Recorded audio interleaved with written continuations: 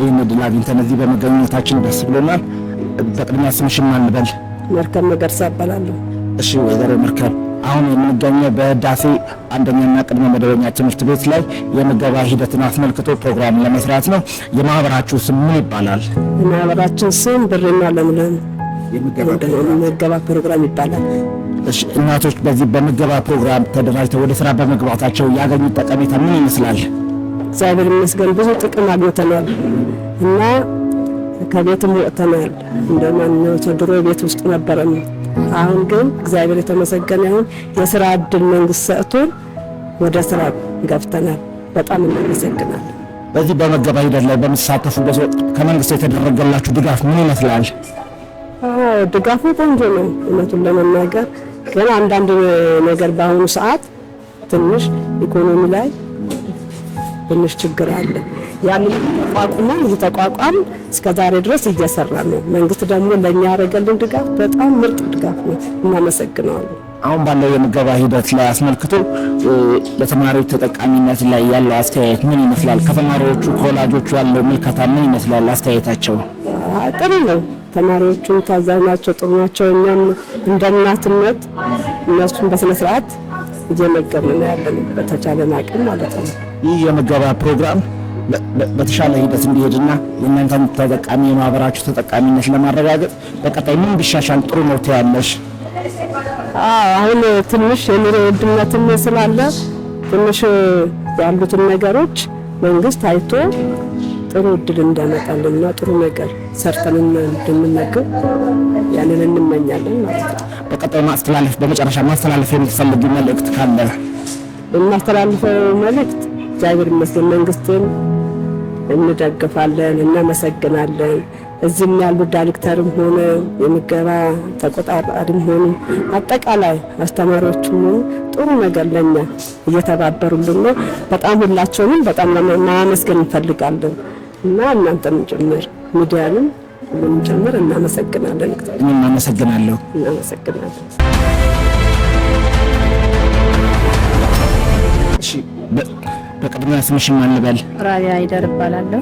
እሺ ወይዘሮ ራቢያ፣ በዚህ በእናቶች የምገባ ስነ ስርዓት ላይ በተመቻቸው ፕሮግራም ተደራጅተሽ ወደ ስራ በመግባት ያገኘሽው ጠቀሜታ ምን ይመስላል? እኔ ጠቀሜታው በጣም ከልጆቼ ጋር አብሬ ውዬ ልጆቼን መግቤ አብሬ በማዋሌ በጣም ደስተኛ ነኝ። ሁለተኛ ደግሞ እዚህ ጋር ውለን መግባታችን ስራ ብለን መውጣታችን ራሱ አንድ እድል ነው። በጣም ደስ ይለናል ማለት ነው። መንግስት የሴቶችን ተጠቃሚነት ለማረጋገጥ እየሰራ ባለው ስራ ላይ ያለሽ አስተያየት ምን ይመስላል? በተለያዩ አካባቢዎች ላይ ልክ እንደናንተ እንደዚህ ተደራጅተው የሚሰሩ አሉ። በዚህ ላይ ያለሽ አስተያየት ምን ይመስላል? በጥቅማችን በጣም ደስ ይለናል። እንግዲህ ያው ውለን መግባታችንና ያገኘነውን ነገር ዘን በመግባታችን ደስ ይለናል። ግን በኑሮ ውድነት የመጣ ነው እንጂ ትንሽ አሁን ኑሮ እንትን አለን እንጂ በጣም ጥሩ ነው፣ ደስ ይለናል ማለት ነው። በቀጣይ የምገባ ስነ ስርዓቱ ላይ መስተካከል ያለበትና የእናንተ ተጠቃሚነት ማሻሻል ያለባቸው የምትያቸው ሀሳቦች ካሉ ብትገልጽልኝ። መሻሻል ያለበት ያው በኑሮ ውድነት ትንሽ በሳንቲም በብር በኩል እንጂ በምገባ በኩል ምንም የሚሻሻል ነገር የለም። በጣም ጥሩ ነው፣ ደስ ብሎናል። በመጨረሻ ማመስገን የምትፈልጋቸው አካላት ካሉ እድሉን ልስጥሽ። መስገን ያው መንግስትን አመሰግናለን። ለልጆቻችን ደብተር ገዝተው ዩኒፎርም አልብሶ ምግብ መግቦ አስተምሮ በአውሎ በማግባቱ ራሱ ከፈጣሪ በታች እናመሰግነዋለን። እኔም አመሰግናለሁኝ።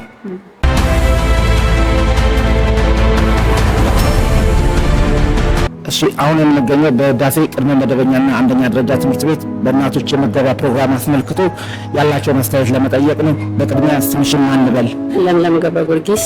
እሺ ወይዘሮ ለምለም ገብረ ጊዮርጊስ፣ በዚህ በእናቶች የተመቻቸው የስራ ዕድልና በምገባ ፕሮግራም ላይ በመስራትሽ ያገኘሽው ጠቀሜታ ምን ይመስላል? እግዚአብሔር ይመስገን በጣም ጥሩ ነው። በጣም ጥሩ ነገር ነው። ለእናቶች የተፈጠረው ዕድል የተመቻቸው ዕድል በጣም አሪፍ ነው። ቤት ከምንቀመጥ ወጥተን መስራታችን በጣም ጥሩ ነው። ምን ያክል ጊዜ ሆናችሁ በማህበር ስራታችሁ በምገባ ፕሮግራም ላይ ተጀመራችሁ? 3 አመት ሆኖናል።